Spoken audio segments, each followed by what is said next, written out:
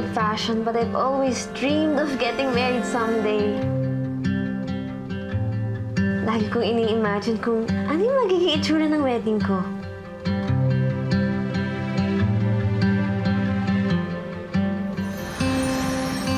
Sino kaya ang magpapakasalan ko? Ganito kaya itsura ng wedding gown ko? Bes? Hindi naman siguro magpuputi ang maid of honor sa kasal ko, no? Hindi naman, Bes. Nag-try lang naman ako habang naghihintay sa'yo. Buti naman. Naisip mo yan. Kasi parang hindi bagay sa'yo yung neckline. Oo na, oo. Ano naman? Palitan mo yan. Ewan ko ba naman sa'yo, Bes? Ba't ba ang dami mong gowns na nirent? Kala ko ba nagtitipid ka? Ano ka ba? Siyempre, I need some inspo. Tingnan mo nga yung gown ko. Hindi ko pa matapos-tapos. Bes, di ba sabi ko sa'yo, hindi mo na ako kailangan ipag-grocery. Ano ba, pwede ba huwag ka na magreklamo? Inalagaan ka ni na mommy at daddy noon. So ako na mag-aalaga sa'yo ngayon. Kaya huwag ka na magreklamo, please. Ito na, okay na yan ha. Ready na for 1 week. Thank you so much. Anyway, tulungan mo naman ako dito. Ito, bumili na tayo. Ang dami nga Ito, kasi pet kailangan. ito. Ang ganda rin nito. Yan. Pinotes Gusto na mo yan. to. Oh, sige, oo. Tapos ito din. Tapos mo na. Ito maganda. 5 seconds on the clock. Liwanag steals the ball. Liwanag for three. Liwanag shoots the ball. The Hawks win the championship. Bes? Ay! Oh, grabe. Ay, oh, katok ka lang, grabe. Pasok ko sa kwarto ko. Bes, magkano nga ulit yung catering natin? 300K, 150 persons. Sige, sasabihin ko na lang yan kay Basti. Kasi siya naman may sagot dun sa catering eh, tas ako sa venue. Bes nga pala, speaking of, napanood ko yung laro niya kanina. Grabe, buzzer beater siya, Bes! 150 packs, tapos yung... Bes, napanood mo na ba yung game niya kanina? Hindi ko nga napanood. Ito. Oh, ito oh. Three-time national champions! Bes! Oo. Napanood ko yung game mo, ah. Ang buzzer beater ko. Congrats! Oh, ba't mukha ka naman pagod na pagod? Gusto mo ba ng tubig?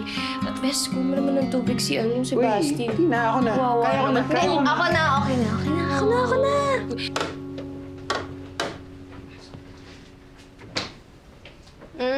Kamahalan.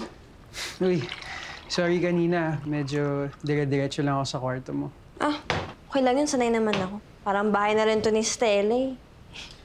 Sa bagay, sabay na talaga kayo lumaki. Parang nga kayo magkapatid, kaso hindi lang nag-aaway.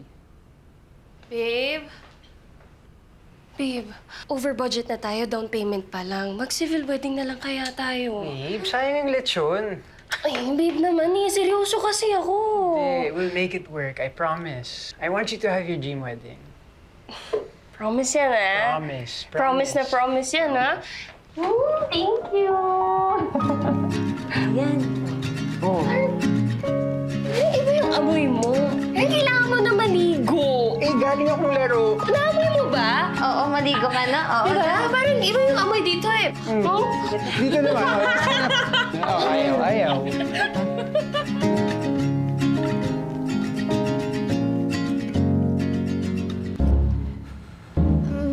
Mas tone down siguro sa black.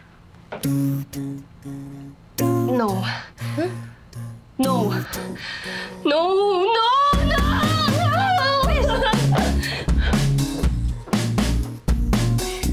It's a no.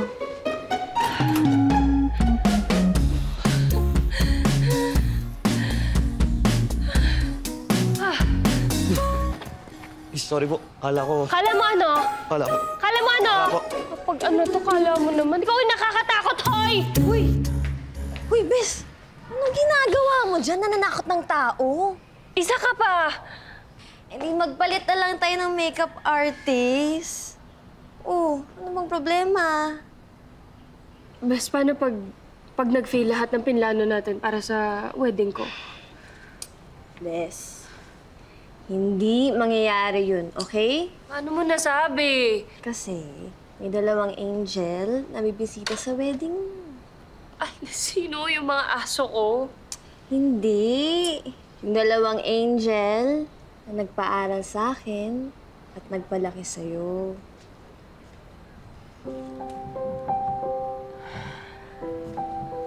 Miss ko na sila, Papa, tsaka si Mama.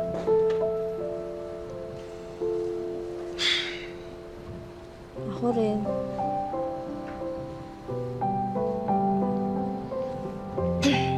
Nako, I'm sure matutuwa sila na makita kang happy with your soon-to-be husband. Ikaw ba may +1 na sa wedding ko? Siyempre, wala. Pero malay mo naman, matagal-tagal pa naman yun, Bes. Eh, ano ba kasing inaantay mo? Yung tamang tao, siyempre. Tamang tao? Eh, paano mo malalaman ko tamang tao na yung nasa iyo? Madali lang yun, Bes. Naku, pagkahapon pa lang sa kamay, alam ko na. Yung tipong magmamagnet yung mga kamay namin. Tapos may electricity. Tapos pagdikit, ramdam mo yung mga palad yan. Gaspang? Gaspang, be, ha? Hand cream. Ang yabang Cream mo! ako dyan. Hindi ko rin mo na! Naiinis na ako. Joke lang, Bes.